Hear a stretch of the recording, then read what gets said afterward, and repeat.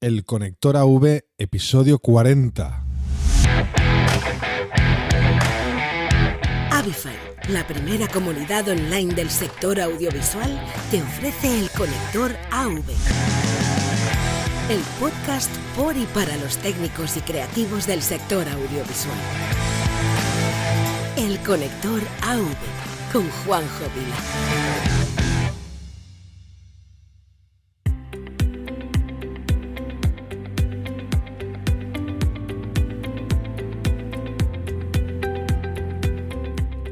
Hola, ya estamos aquí en el episodio, madre mía, 40 episodios ya, ofreciéndote este podcast que empezó un poquito a raíz de la pandemia y que pretendía dar visibilidad a todo el colectivo y bueno, ya han pasado 40 episodios, se dice pronto. Y bueno, en el episodio de hoy, que es la cuarta entrega de Marketing para Técnicos de esta serie, hablamos de, una vez hecho ya el plan de marketing, ahora nos tenemos que posicionar en el mercado. Es decir, tenemos que hablar de en qué rango nos tenemos que meter de nuestro caché. Es un tema un poquito polémico, un poquito peliagudo, pero es necesario abordarlo.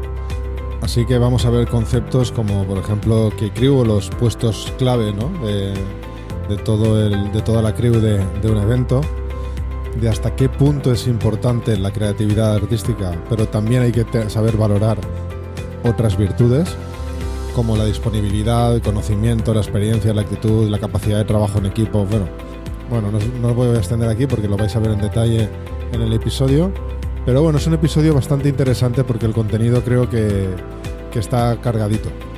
Y otra cosa de la que hablamos es de estudiar el mercado, de observar el mercado y adaptarnos a él. Así que creo que es súper interesante lo que tenemos para hoy. Y bueno, recuerda que puedes debatir con nosotros, puedes enviarme mensajes a las redes sociales o a hola@avify.net. Por cierto, que el podcast lo patrocina avify.net, que es la comunidad online que reúne empresas y profesionales de nuestra industria.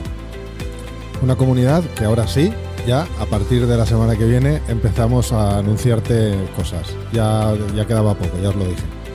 Y bueno, yo creo que es muy importante que ahora mantengas las orejas bien abiertas para escuchar todo lo que viene en este episodio, que hablamos de la importancia del posicionamiento en el mercado para un freelance audiovisual. Y ya sabes, cualquier duda o pregunta a las redes sociales o a nuestro mail en hola@avify.net. Vamos ya con el episodio, dentro audio.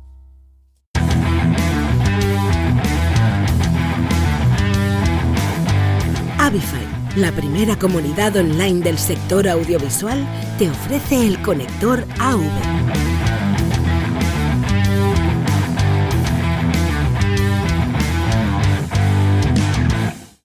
Vale, ya tenemos definidas las características de los servicios que presta un técnico freelance a una empresa y qué valores asociados tanto en la contratación como en la ejecución. ¿Cuál es el siguiente paso?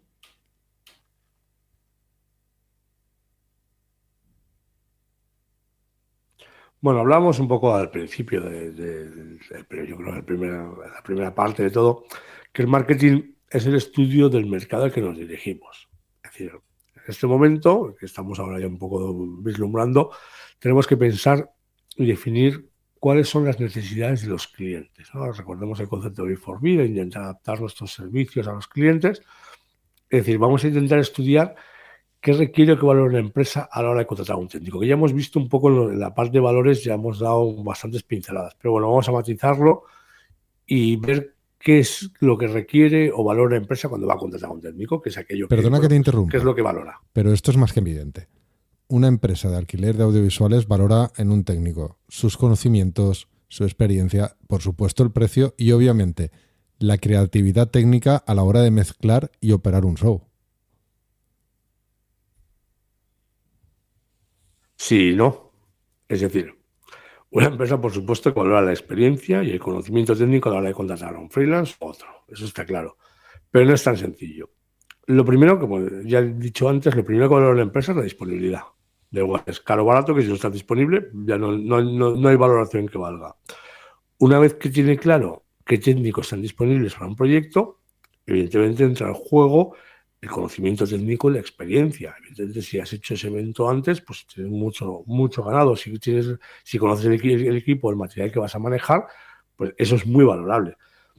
Y a esto hay que sumarle la actitud frente al trabajo, es decir, la capacidad de trabajo en equipo, que muchos proyectos puede incluso pesar más que el conocimiento técnico. Es decir, si es un evento de 20 salas en un palacio de congresos, de salitas, de dos fresnes, de una mesita y dos micrófonos y unas peitas, 2 cajitas, el conocimiento técnico tiene muy poco valor. O sea, eso, a ver, todo el respeto, pero eso lo puede montar casi cualquiera. Lo que valoras es poder montar eso en equipo muy rápido, combinar equipos de trabajo, que el montaje sea rápido, ágil, que la coordinación sea buena. Es decir, no siempre es el conocimiento y la experiencia. Bueno, te olvidas de la creatividad, de la importancia que tiene la creatividad. Bueno, no es eso. Lo que pasa es que la creatividad artística es una necesidad muy puntual en la empresa de audiovisuales. Es decir, otros temas, si nuestro mercado como freelance lo orientamos a agencias de management, artistas, a producción técnica, con diseños, con operación, bueno, dentro de la creatividad técnica tiene mucha importancia, ¿no? En el diseño de un festival y demás, pero en el día a día, la mayoría de los freelance que trabajan para empresas audiovisuales, pues no tiene tanta importancia. Es decir, sí que puede haber casos en que sea importante, sí, pero la inmensa mayoría no. Es decir, en un evento corporativo se puede valorar, tener cierto criterio, cierto gusto en algunas posiciones claves para mezclar, pero tampoco es determinante. Al final, los slides, el pasaslide lo maneja el de la compañía cuando está dando su discurso, y puedes tener más gracia en algunos aspectos, o en la elección de música de entrada, pues sí, pero no es determinante la creatividad artística. Es decir, entonces, claro, si hablamos del FOH en un festival, por ejemplo, ¿no? Como responsable técnico, ¿tú qué preferirías? ¿Un operador de sonido que mezcle como Los Ángeles y que haga sonar las bandas como nunca? ¿O un operador capaz de configurar el mixer, coordinar todos los cambios, de negociar, porque tiene un más buen nivel de inglés con los técnicos de cada banda y además tiene el talante negociador y supervisa el estado del equipo en cada momento para que cuando vuelva al almacén esté impecable? Pues si hablamos de un festival de cierta entidad donde las bandas vienen con operador, creo que está claro que como empresa prefiere la segunda opción. Es decir, que mezcle bien. Bueno, es verdad que si mezcla bien, pues será capaz de entenderse muy bien con los técnicos, sí, pero tener gusto mezclando no te convierte en un buen coordinador, ¿no? Entonces, la creatividad, pues hay momentos y posiciones clave que a lo mejor es importante, pero si tú analizas la cantidad de crew que necesitas en un evento, pues los puestos que requieren creatividad son los menos, con lo cual sí que si hablamos de hacer un diseño, si hablamos de ese tipo de cosas, la creatividad es probablemente lo más importante, porque incluso por encima de la disponibilidad, porque para hacer un diseño no tienes que estar, la disponibilidad es mucho más amplia que para hacer un bolo, pero la creatividad, y eso muchas veces nos pasa que como cuando nos valoramos a nosotros mismos, a nuestros colegas y tal, siempre ponemos la creatividad como en el top. No, es que este tío es muy bueno mezclando. Sí, pero profesionalmente a nivel de marketing, a nivel de tener más trabajo, pues no tiene por qué ser. O sea, deberíamos hablar, bueno, es que este tío pilota las máquinas, se sabe todo, o sea, es capaz de colocar una mano fantástica, no sé qué. No, nosotros como freelance nos puede un poco la pasión por la técnica, por el conocimiento, y entonces valoramos, ¿no? Con admiración de los compañeros, joder, es que este tío con las luces hace cada cosa, que bueno es operando, qué gusto tiene y tal. Sí, pero esa visión no se corresponde con el mercado. Se corresponde, ya digo, en posiciones muy puntuales y en trabajos muy puntuales, pero de verdad, o sea, iluminar una combi, no le quiero quitar mérito, porque además, de hecho, me gusta trabajar con muy buenos iluminadores porque valores, existe diferencia, aunque la mayoría de los clientes finales no sepan apreciarla, pero en una convención que es luz blanca, la inmensa mayoría de los clientes finales no se diferencian, porque tampoco tienen muestra para comparar. Es decir, tú no tienes una sala bien iluminada o súper bien iluminada y otra al lado idéntica mal iluminada para decir, bueno, pues esta está mejor. Eso son los grandes problemas que tiene la iluminación o el sonido. Pero sí que al final, iluminar una pequeña convención, pues hombre, es luz blanca, pues creatividad. Hay gusto, una parte de gusto y tal, pero al final creatividad pues no hay mucha, ¿no? Entonces, la creatividad es importante, pero en la mayoría de los casos no puntúa, ¿no? Disponibilidad, conocimiento y experiencia, actitud, trabajo en equipo o, como comentabas puntualmente, creatividad. Pero estás obviando, no sé si de manera intencionada, un aspecto que puede ser clave y que es espinoso de tratar. Es un poquito polémico. Y me refiero al precio, el coste del servicio para la empresa que te contrata. Ya aquí, bueno, esto es un tema como, sí, complejo. Bueno, en realidad, el precio, y estamos hablando reitero, estamos hablando de marketing. El precio no es tan determinante como a priori podríamos llegar a pensar. Me explico. Y generalmente podemos pensar que ese es un mercado libre, que se rige por una cuestión de oferta y demanda y que tenemos libertad tanto para poner los precios a nuestros servicios como a freelance. Vamos a poner un ejemplo sencillo de marketing de posicionamiento de precio. Imaginar, pensar en un polígono, el que todos conocemos, ¿no? Cualquier polígono industrial. Pues bueno, pues yo quiero montar un restaurante porque veo que allí pues no hay ninguno, hay pocos restaurantes, siempre están llenos, siempre hay turnos y tal. Pues bueno, me puede parecer un buen negocio montar un restaurante y voy a dar desayunos, cafés y menú del día. Y a 5 de la tarde, 6 de la tarde, chapo y lo voy a llenar, ¿no? Entonces, ¿qué precio le pongo al café o qué precio le pongo al menú del día?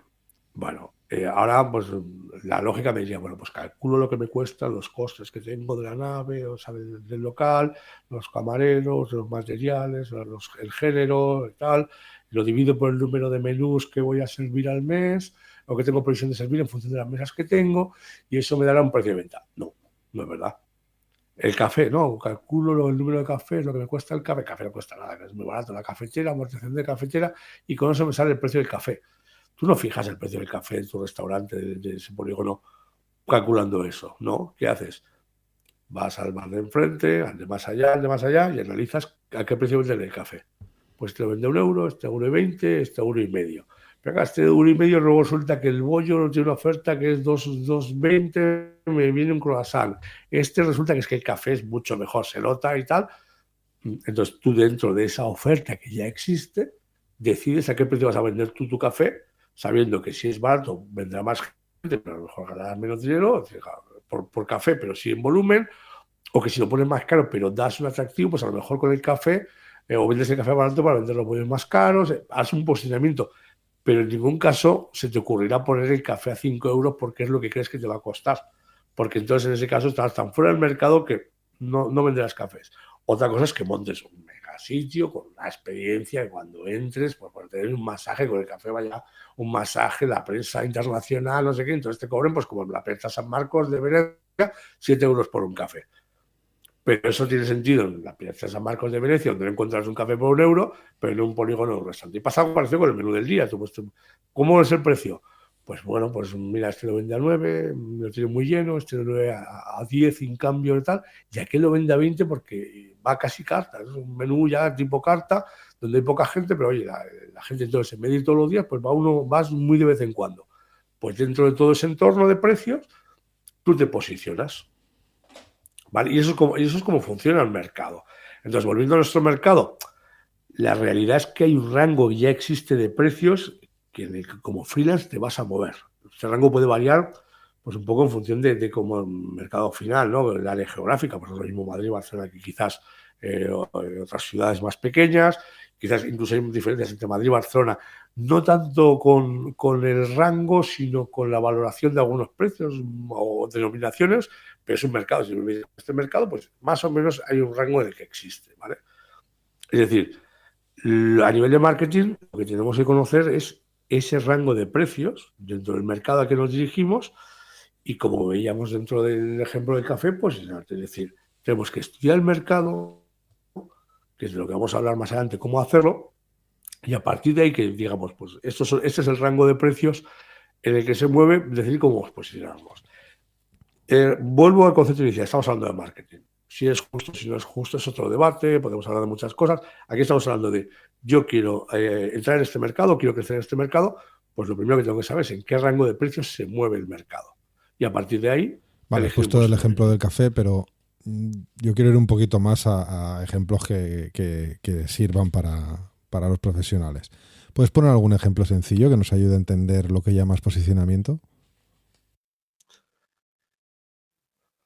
Bueno, pues por ejemplo, pensemos un técnico de montaje para evento corporativo en Barcelona, hablamos de un palacio de congresos, de un hotel, etcétera. pues podemos estar hablando en términos de autónomo, para tener una referencia, de 180 euros masiva facturados, ¿vale?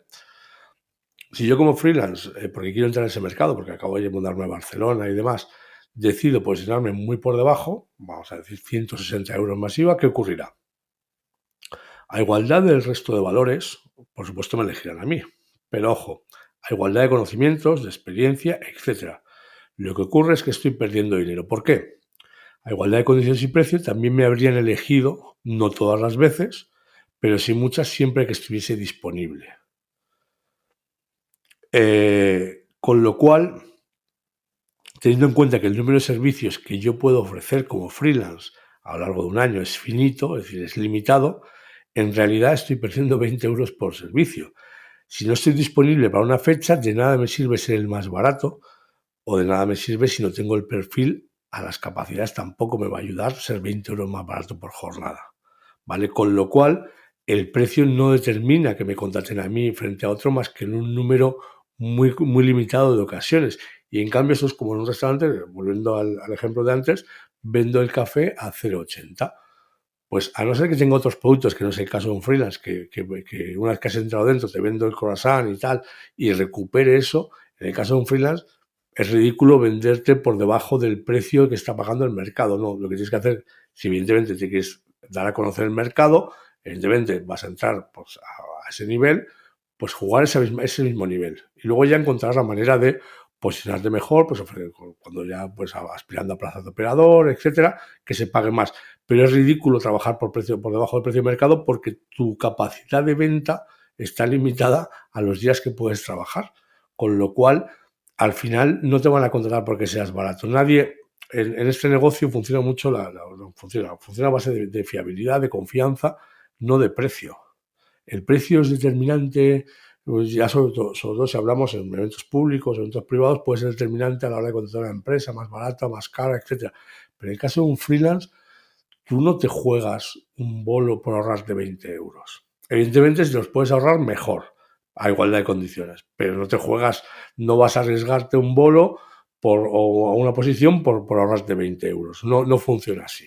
Evidentemente, de la misma manera que puede haber buenos y malos profesionales, tanto como freelance como contratando, ¿no? Pero no es lo normal. Entonces, posicionarte por debajo es un error. Tienes que posicionar en donde están todos los demás. Que es algo que, reitero, es marketing, no es lo que tú decides, ni a lo mejor podemos discutir en otra plataforma, en otro momento, si 180 es bueno, es correcto, es poco, es mucho. Hay opiniones para todos los gustos, evidentemente depende de que la emita. Pero cuando hablamos de marketing es ese posicionamiento. Pues si tu mercado al que te diriges, el por debajo está en 180, por debajo de 180 no deberías estar. Vale. No nos jugamos al bolo por 20 euros. Pero ¿qué pasa entonces si nos posicionamos por encima? Vale, esta opción es tan válida como la anterior. Es decir, posicionarte por debajo, posicionarte por encima. La libertad es libertad, ¿eh? Pero cuando hablamos de marketing, esta opción de posicionarte por encima, es decir, solo funcionará cuando en posiciones o en trabajos donde realmente puedas demostrar o puedas aportar más valor, o sea, realmente donde puedes marcar la diferencia. Y claro, es complicado marcar la diferencia montando trucks o tirando mangueras. Y aunque esa diferencia puede existir, de hecho existe, y los que hacemos chobolo lo sabemos, que no es lo mismo un fulanito montando trucks que mengarito. Pero esa diferencia, aunque exista, no tiene el valor que pueda justificar un coste más elevado porque sí. Es decir, nadie paga 20 euros porque fulanito monte mejor el trus o lo marque. A lo mejor sí por el maltrato, podemos hablar del maltrato al trus, que es otro tema, pero quizás es muy difícil marcar esa diferencia que pueda justificar que, bueno, pues yo en esta posición me cuesta 20 euros más, pero voy más seguro. Pues tirando mangueras, a lo mejor no. Pero si, por ejemplo, ¿no? En un marcado en una posición, hablamos de un operador, a lo mejor se está moviendo el mercado, se mueven 250 euros, ¿no? En el caso del operador. Y oye, pues porque yo lo valgo, mi tarifa, y yo decido que me voy a situar en 300. Lo que ocurrirá es que solo me llamarán cuando realmente esa diferencia del valor que aporto al conjunto final del evento es notable. Es decir, cuando está justificado, cuando oye, pues yo lo valgo, es que, joder, este tío es que coge el cliente, lo lleva, tal cual, pues mira, son 50 pavos más que este otro, pero es que, ostras, merece la pena pagarlos porque tal. Pero claro, solo lo harán cuando realmente esa diferencia la tenga, sea tangible o sea justificable. O cuando no les quede más remedio porque no hay otro disponible. Es decir, bueno, pues aquí estoy yo, ya todas las opciones a 250 que podrían hacer volar gastado, yo estoy a 300, si quieres lo tomas y no lo dejas. Y esto también funciona, es decir, y es tan válido como otra. Lo que ocurrirá es que al final solo te llamarán, pues eso, cuando la diferencia sea aportes cosas o no hay otro disponible. Eso implica que al final, como freelance, trabajaré menos días, lo cual no es malo, ¿vale? Porque cada vez que salga de casa me será más rentable. Pero lo que también tenemos que tener claro es que los mercados, en general, no solo hablo de los freelance, los mercados están en constante evolución y se regulan, ¿no? Entonces, cuando hay una alta demanda de un perfil técnico, ¿vale? Como vamos a hablar de un operador, al final terminará habiendo oferta. Pues pongo un ejemplo muy sencillo. Sale una máquina, ¿no? Qué sé yo, una máquina de vídeo o una mesa de luces, la versión número 5 recién salía del horno y tal, y solo hay 1 o 2 operadores o 4 o 5 en el mercado que la manejan. Si al final hay mucha demanda de operadores, pues como veíamos al principio del todo, pues habrá más técnicos que se especialicen en operar esa máquina y generarán más ofertas. Si hay demanda, hay oferta. Con lo cual, tu posicionamiento 300 tiene una caducidad, si es por conocimiento, porque yo manejo esta máquina, por eso cobro 300, tiene una fecha de caducidad en el tiempo conforme el mercado vaya evolucionando y haya más oferta para cubrir esa demanda. Con lo cual está bien porque a lo mejor puede ser un buen planteamiento cuando yo tengo muy lleno mi calendario, que ojalá, eso ahora parece que es una utopía, pero eso ha pasado. Oye, pues tengo tanto trabajo que al final, para empezar a discriminar, oye, pues yo me posiciono por encima y trabajo menos, pero me sale más a cuenta y sobre todo me permite seleccionar más los trabajos. Pero es una decisión de marketing dentro de tu planteamiento. Pero al final tú lo que no puedes hacer, o lo que no deberías hacer, a lo mejor es decir, pues una posición que normalmente son 250, yo iba a cobrar 700. Conozco casos que a lo mejor no están en exceso, pero sí que lo han hecho. Y les ha funcionado. Les ha funcionado porque realmente lo valían y realmente marcaban la diferencia. Y cuando necesitabas no ese conocimiento, sino ese conocimiento, esa experiencia, esa rapidez, ese saber hacer, lo pagas. Pero lo pagas porque al final se lo cobras al cliente porque el cliente lo demanda. Es decir, no, es toda una cadena. Al final es una cadena de contratación. Es decir, las empresas tienen un rango limitado del presupuesto que gastar en técnicos. No deciden lo que van a... No, al final hay un cliente y podríamos hablar mucho de cómo se posiciona todo esto en la cadena de contratación. Pero sí que puedes hacerlo, pero tiene unas consecuencias. Y si las consecuencias te van bien, oye, pues voy a trabajar menos, pues es que estoy trabajando 200 días al año, pues necesito parar, necesito bajar a 150. Pues una opción muy válida puede ser ir subiendo tu tarifa para diferenciarte y decir, bueno, pues trabajo menos, pero oye, pues gano más cuando salgo, ¿no? Pero al final, todo esto, ¿en qué nos basamos? En el rango de precios. Es decir, cuando nos vamos a dirigir a un mercado, me da igual, Zaragoza, Madrid, Barcelona o corporativo, es decir, luego haremos los segmentos de mercado, pero sí que tengo que estudiar en qué precios se mueven. Es decir, tengo que irme a ver todos los bares de mi polígono, a analizar qué precios tienen y qué están dando asociado a ese café o a ese menú. No solo el precio. Con lo cual, vuelvo a lo que hablaba al principio, el precio en realidad no es tan determinante como a priori nos puede parecer. El siguiente paso hacia nuestro pequeño plan de marketing como freelancers es aprender a estudiar el mercado.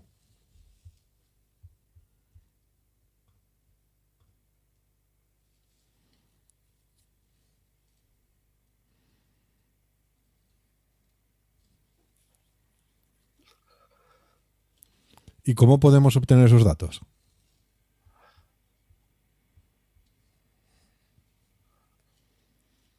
Sí, claro, al final ya lo venimos comentando, ¿no? Conocer el mercado al que te diriges es clave. Y para ello, para estudiar el mercado, lo primero es obtener datos del mercado. Bueno, por un lado tendríamos lo que podemos denominar las fuentes directas. Es decir, nuestra primera fuente de información que tenemos del mercado sobre todo si estamos ya en ese mercado. O sea, no es un mercado nuevo al que nos dirigimos porque nos hemos mudado, porque queremos cambiar, sino que ya es un mercado que más o menos conocemos, aunque es verdad que en la situación que estamos ahora de COVID, cuando esto pase el mercado habrá cambiado. Pero sí que tenemos una primera fuente de información que es nuestro propio histórico. Es decir, esto antes funcionaba mucho, que era ¿qué bolo he hecho? Bueno, pues yo he hecho el festival, vuelvo al ejemplo del Festival de Mayo. Bueno, pues he hecho el festival en mayo, pues eso ya tengo una información. Lo primero, que existe ese festival, ¿vale? Es decir, la fecha del evento final. Pero también sé en qué fecha me contrataron, es decir, cuándo abrieron la contratación. Pues bueno, si el evento es de mayo, pues normalmente hoy en marzo ya me están preguntando disponibilidad y normalmente lo suelen confirmar en abril. Bueno, pues si un evento que sabemos que se va a hacer en abril no me han llamado y lo hago todos los años, algo pasa. Es decir, tengo una fuente de información que me dice que cuándo es la contratación, no solo cuándo es el evento, sino cuándo es la contratación. Y además, ese mismo histórico me da las personas de contacto, es decir, quién me llamaba para cerrarme eso. Con lo cual, a quién tengo que llamar en abril, cuando me digan, oye, pues el festival se va a hacer, lo sale en la prensa, no me han llamado, sé que me tenían que haber llamado y además sé a quién tengo que llamar para preguntarle. Oye, fulanito, ¿no habéis contado conmigo para este festival? O sí, oye, ¿cómo tienes este tema? Es decir, tu primera fuente de información, evidentemente, es tu histórico, ¿vale?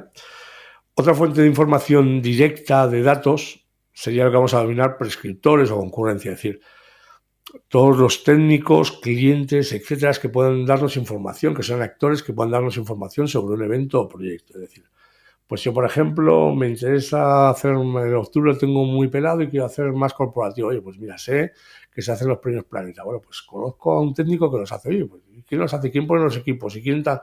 ¿Y cuántos días son? Pues son 5 días. Tal. Pues son conversación de barra de bar. Muchos, claro que esta fuente de información la conocemos y la manejamos. O a lo mejor el cliente porque lo conoces. O ya tengo personas de contacto.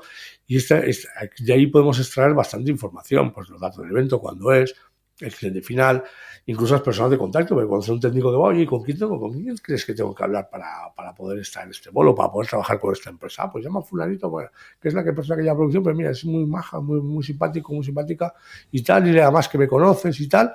Bueno, eso es un fuente de información sobre el mercado, los datos de los bolos. Y luego tendríamos lo que podemos denominar fuentes indirectas, de las que también podemos obtener muchos datos, para estudiar el mercado, sobre todo cuando es un mercado que desconocemos, ¿no? Que es nuevo o al que queremos acercarnos y no tenemos tanta relación, no tenemos tantos contactos directos, y que en realidad podríamos separar estas fuentes indirectas en dos vertientes, ¿no? Las fuentes de investigación online y offline. Cuando hablamos de investigación online, hablamos de investigación por Internet. Perdón. Aquí hablaríamos, pues, por ejemplo, páginas web de eventos y promotores, donde ves qué conciertos se van a hacer o qué conciertos se han hecho. Es decir, pues mira, el histórico, ¿no? Ver, pues esta empresa hace estos conciertos, pues de ahí saco información. Y al final, pues tú ves una foto y sabes un poco de qué va esto, pues te das un poco la idea de cómo es el evento, del tamaño que tiene, de las dimensiones, a través simplemente viendo información en Internet.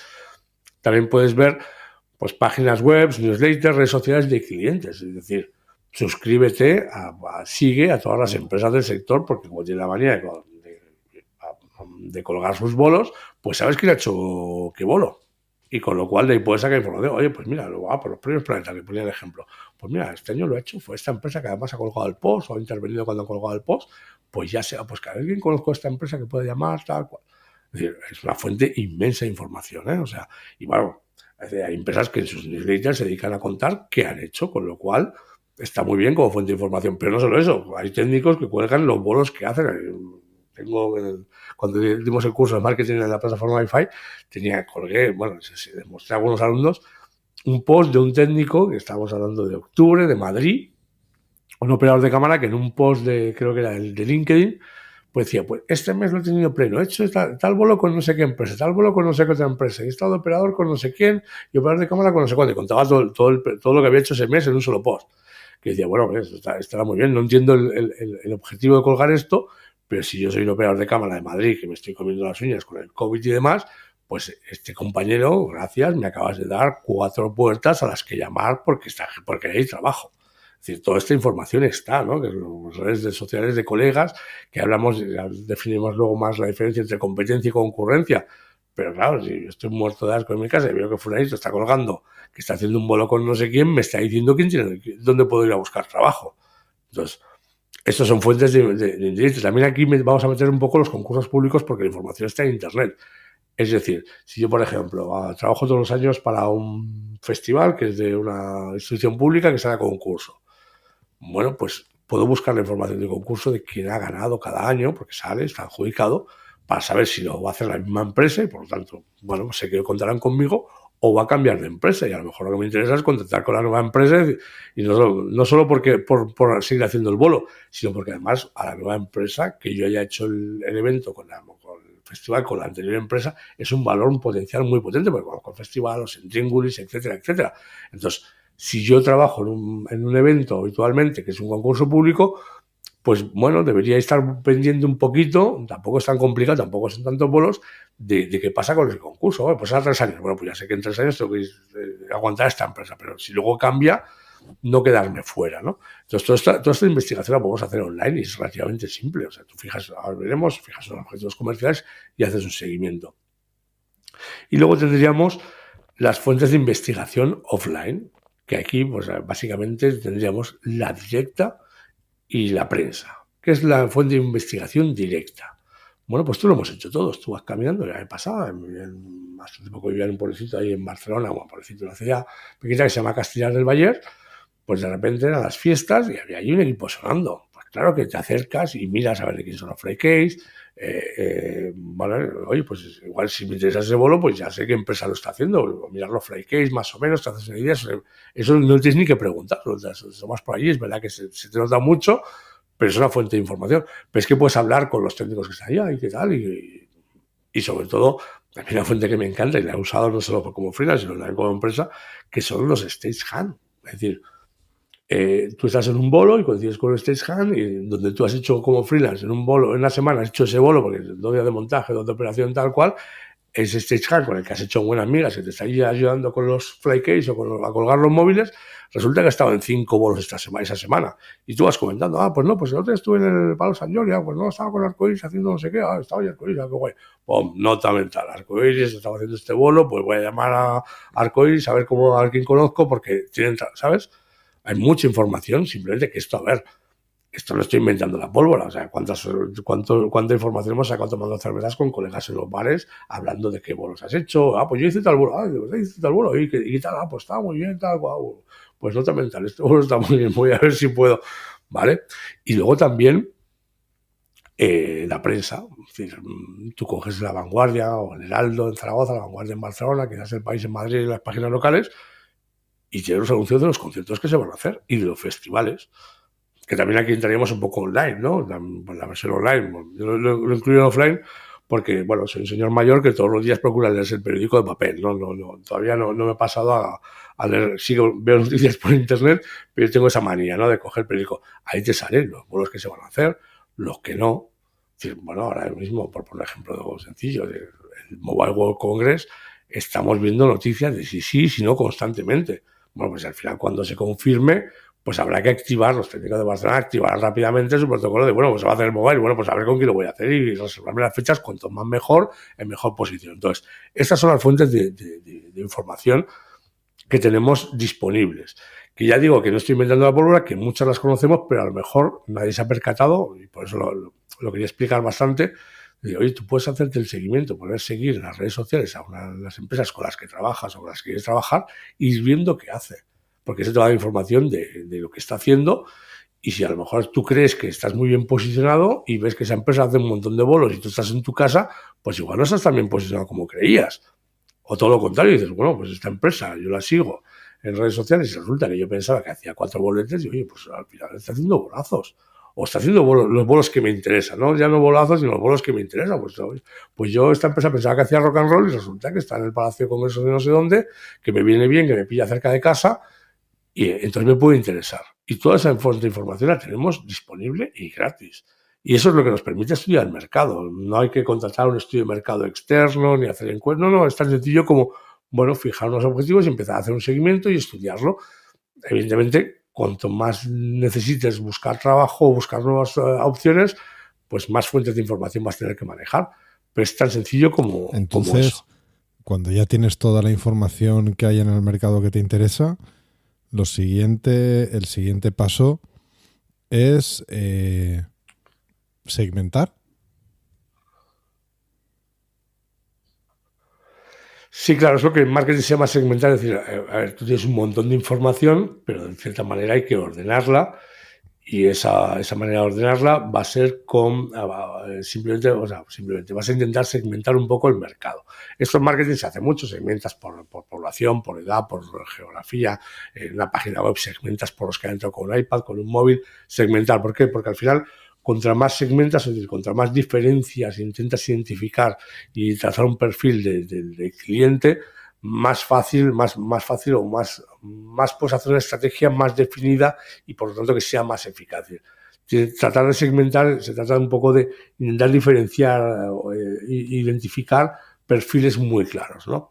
Entonces, claro, cuando el problema que tenemos nosotros en nuestro sector, en el caso de los freelance y las empresas, es que, bueno, si hablamos de segmentar el mercado, pues podríamos hacer los segmentos básicos, que sería pues el segmento más corporate, ¿no? Aquí tendríamos pues empresas audiovisuales que hacen corporate, hoteles y espacios, que hay hoteles y espacios que tienen material propio y demandan técnicos, y también productoras y agencias que a lo mejor pues no el montaje, no el desmontaje, pero hay agencias que ya se contratan la operación porque tienen su operador de confianza para sus bolos, para sus congresos, que siempre sea el mismo y tal. Entonces ese sería un segmento. Luego tendríamos el segmento básico de touring, giras, festivales, donde aquí pues entrarían empresas audiovisuales, igual que el anterior, promotores, que también contratan, pues sobre todo en el caso de diseño, o en el caso a lo mejor de infraestructuras y tal, también pueden contratar personal, aunque evidentemente en menor cantidad, y obviamente las oficinas de artistas y contratar a los operadores para la gira. De hecho, en España está empezando a hacer, bueno, está desarrollando un concepto que es que sea la oficina del artista quien contrata la inmensa mayoría del personal técnico. Esto se lleva mucho en Bélgica, en Alemania y demás, o en Inglaterra. Aquí no pasaba, ¿no? Aquí la oficina artística del artista, el management, pues el operador de luces, el de sonido mejor dicho, el de PEA, el de monitores, el de luces y ya está. O el backliner, ¿no? Pues cada día pues la oficina del artista va siendo consciente de la importancia de tener el mismo staff y bueno, pues está cambiando un poco esto, ¿no? Simplemente es una tendencia. Luego tendríamos otro segmento de mercado sencillo de identificar, que sería lo que podemos decir teatro y televisión, ¿no? O sea, tanto platós, sobre todo platós que tienen más artillería, pero bueno, televisión y también teatros que ya tienen dotación y que requieren simplemente personal para servir función o para extras, etcétera, ¿no? Aquí, pues, dentro hay empresas audiovisuales que dan esos servicios y, por tanto, la contratación pasa por esas empresas. Tenemos las productoras y los promotores, tanto de los espacios, de los eventos, como de televisión, y luego tenemos los propios espacios y los teatros que pueden contratar. Bueno, pues aquí tenemos un poco 3 segmentos muy básicos. ¿Cuál es el problema? Y en que somos un poco diferentes. Que en realidad en marketing lo que haríamos sería segmentar los mercados y dentro de esos mercados elegir los targets comerciales de cada mercado al que nos vamos a dirigir. ¿Cuál es nuestro problema? Que en realidad los objetivos comerciales están mezclados. Es decir, lo que sería un target comercial, una empresa de audiovisuales, pues puede ser que haga corporate, pero también que haga giras, incluso que haga televisión. Y a lo mejor un teatro pues puede requerir solo es un objetivo comercial porque solo hace teatro. Pero digamos que están mezclados, ¿no? Los targets comerciales no se corresponden con segmentos específicos, sino que pues un promotor pues puede hacer, o sea, una productora puede hacer eventos de corporativo, pero también puede hacer festivales. Entonces, al final, la tendencia que tenemos es no tanto segmentar, sino que tenemos que ir un paso más allá, que es directamente trabajar con objetivos comerciales, fijarnos a objetivos. ¿Por qué? Porque la mayoría de los objetivos trabajan en varios mercados y luego porque no estamos vendiendo zapatillas en Amazon. No nos dirigimos a un mercado de 2.000 ni de 3 millones de clientes. Nos dirigimos a un mercado pues, muy limitado. Incluso poniéndome en los mercados que puedo entender geográficamente más amplios, como puede ser Madrid o Barcelona, de verdad, ¿cuántas empresas te puedes dirigir? Y sobre todo, que tampoco puedes tener un número ilimitado de clientes. Con lo cual, fijar un target comercial al final son muy poquitos y merece la pena perder tiempo en estudiarlos, en analizarlos, en qué hacen y en trabajar una estrategia. Porque lo que hablamos, no nos dirigimos a 100 clientes, O sea, ¿cuántos clientes como freelance puedes tener? 4, 5, 12, contando todos, incluso alguno que haces eventualmente al año. 15 clientes, 20 clientes. No son 100, no son 200. Con lo cual, nuestra segmentación, aunque evidentemente digo que los segmentos de mercado son más definidos, nuestra segmentación irá a identificar esos targets comerciales.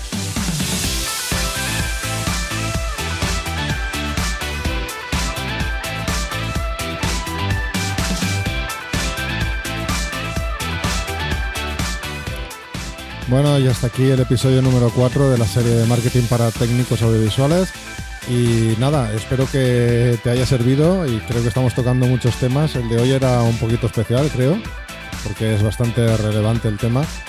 Y nada, yo sigo animándote a que estés ahí en el siguiente episodio, a que nos preguntes, a que debatas, a que discrepes con nosotros si lo consideras.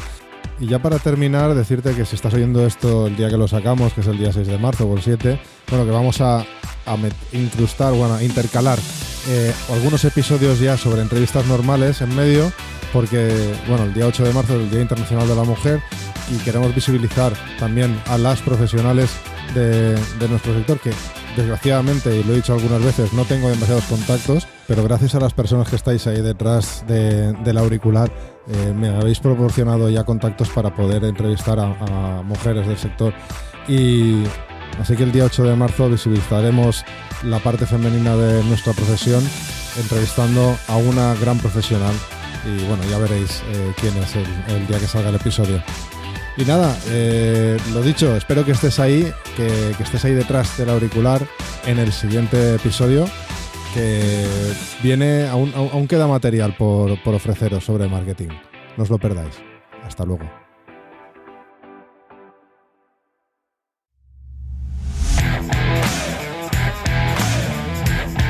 El Conector AV, el podcast por y para los técnicos y creativos del sector audiovisual.